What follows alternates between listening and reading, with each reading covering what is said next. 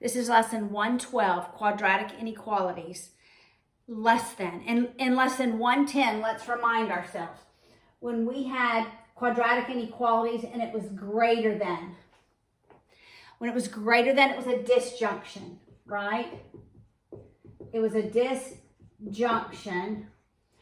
And we did plus and positive, or negative and negative. And we chose the one on the positive side that satisfied both of the inequalities. And we chose one on the negative side that satisfied both of the inequalities. And it was a disjunction. They were graphed in opposing directions.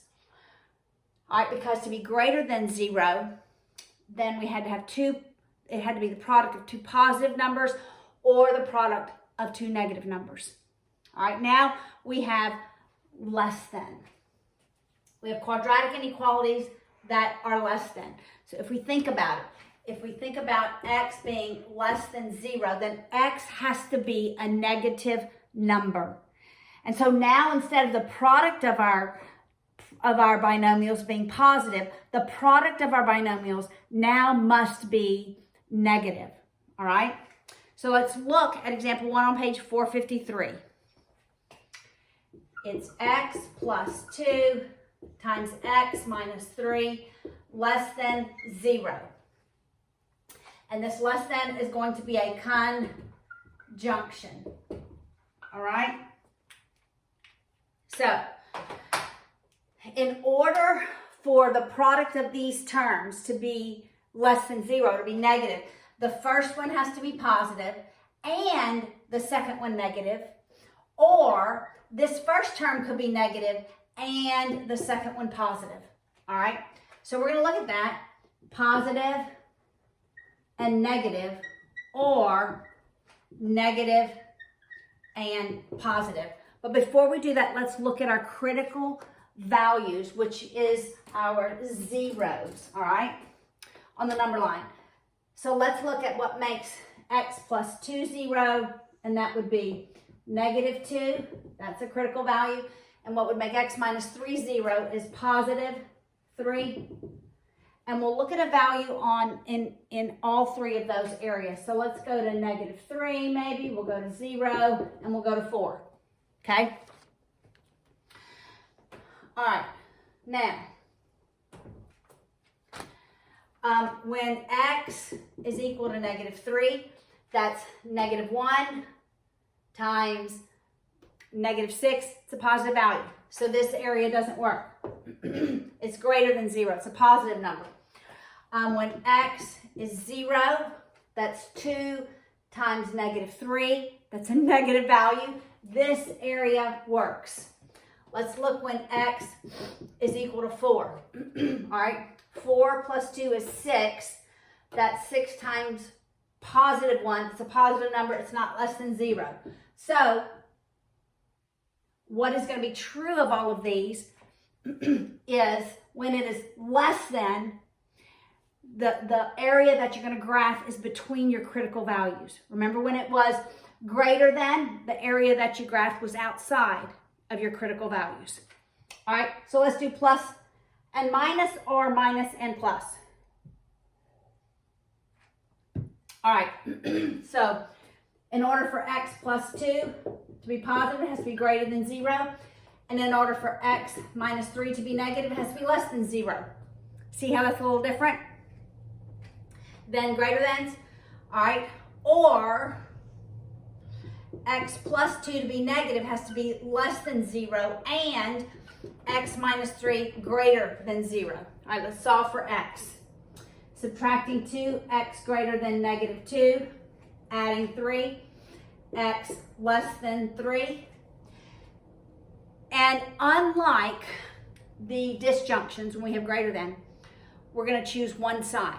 Remember, with greater than disjunctions, we chose one on one side that satisfied both, one on the other side that satisfied both. That's not what we're doing with less than conjunctions. We're choosing either this side or this side because it's the and. We're not looking at the or. Okay, greater thans, we're looking at or. Less thans, we're looking at and. All right, so can And what we ask ourselves is, can x be greater than -2 and less than 3? And it can. So this will be the one. And let's just show that the other one doesn't work, okay? We'll subtract 2, we'll add 3, and then we ask ourselves, can x be less than -2 and greater than 3? No, that's an or, right? This one works because the and is in between them, yes. 1 is greater than -2 and less than 3. There's no value that I could choose here that is both less than -2 and greater than 3. Okay, makes sense? All right, let's look at example 2. All right, I'm expecting it to be a conjunction. You look, once you've isolated, you don't look at the original inequality. You look at the inequality once you've got the quadratic on one side and it's set to 0, all right? X squared plus 2x minus 8. X squared plus 2x minus 8 less than 0.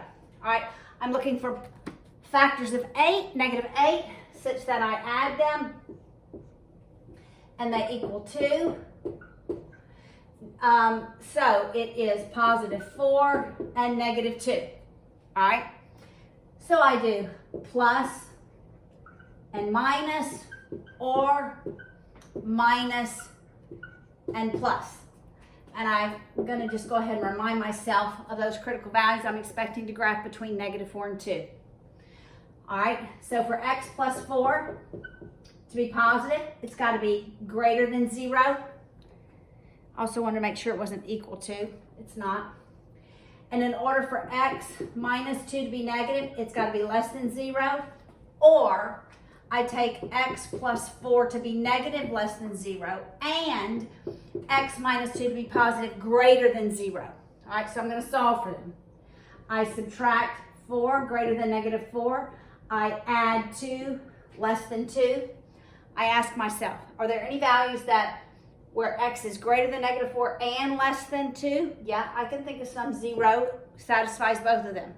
So this is the one we shall graph. All right, I have one more problem. All right, and then we'll be done with this lesson. All right, so you just have to lock in your brain. Greater than is a disjunction, less than conjunction. Greater than disjunction, less than conjunction. All right? So if I have y squared minus 17y plus 70 less than, let's do less than or equal to 0. We've not done one less than or equal to 0. All right, I'm looking for factors of 70 such that I add them and get -17. And it's -10 and -7, less than or equal to 0. Now my indicators are going to be solid. So my critical points are 10 and 7.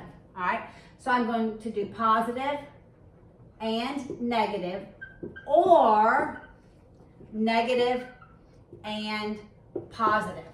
All right, and remember, I'm choosing one side that where I have solutions that satisfy the and. All right, so for y minus 10 to be positive, it's got to be greater than or equal to 0. When we have an equality, we're also going to put an equality in these terms. And for y minus 7 to be negative, it has to be less than or equal to 0. Or for y to be, for y minus 10 to be negative, less than or equal to 0. And for y minus 7 to be positive, greater than or equal to 0. And we solve by adding 10, y greater than or equal to 10. We add 7, y greater than or equal to 7. And There's a value that doesn't satisfy both of these. What about 8? 8 is not greater than or equal to 10. So this is not the side we're going to use. Now I'm going to add 10. Y, less than 7. This should have been less than 7, huh? Less than or equal to 7. No, they go in opposing directions. All right, so that is not the side. Less than 7, greater than 10, 8 is a value. That doesn't satisfy them. All right, now I'm going to add 10. Y less than or equal to 10, and I'm going to add 7. Y greater than or equal to 7. Yes, that would be any number between 7 and 10. So this is the side. I graph, my indicators are solid, and it's the area in between. That's lesson 112.